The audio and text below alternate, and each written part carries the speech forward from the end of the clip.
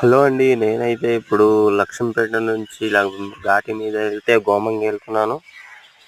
ఆ లొకేషన్ అయితే మీకు చూపిస్తున్నాను. చూడండి, ఆ వెళ్ళే ముందు చెట్లు, చాలా పెద్ద పెద్ద కొండలు చాలా చాలా బాగున్నాయి. మీరు కూడా తప్పక ఈ లొకేషన్కి చూడాలనుకుంటే అల్లూరి సీతారామరాజు జిల్లా పాడేరు నుంచి సంతబయలు రోడ్ మీద వెళ్తే ఈ రోడ్ చాలా బాగుంటుంది.